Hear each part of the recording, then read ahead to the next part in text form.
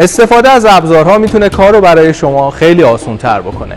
یکی از اون ابزارها که برای بالا بردن ابزارآلات و یا دستگاه‌هایی مثل داکت اسپلیت و یا حتی ورق‌های کنافه بالابر تلسکوپیه. این ابزار به شما این کمک رو میکنه که دستگاه رو بیاره تو ارتفاعی که شما مد نظرتون ره و کار نصب رو براتون آسان‌تر بکنه. بیاین تا با هم دیگه مراحل استفاده از این دستگاه رو بهتون آموزش بدم. برای بالا بردن دستگاه کافیه که زامین وینچ رو به سمت بالا حرکت بدیم، شروع کنیم وینچ رو چرخوندن و دقت کنیم که تمام زامن‌ها و اهرم‌ها باز باشه.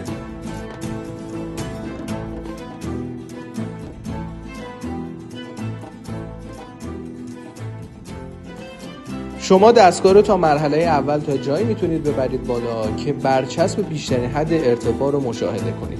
بعد از اینکه این برچسب رو دیدید، شروع کنید به بستن اهرم‌ها و پیچ زامن. پیچ رو که شروع کنید به بستن، قلاب به صورت خودکار بسته میشه.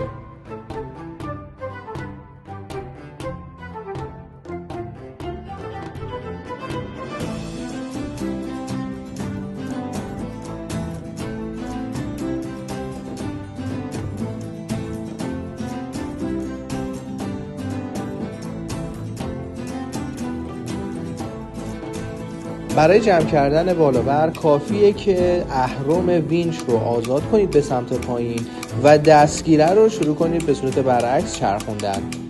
بالابر شروع میکنه به جمع شدن.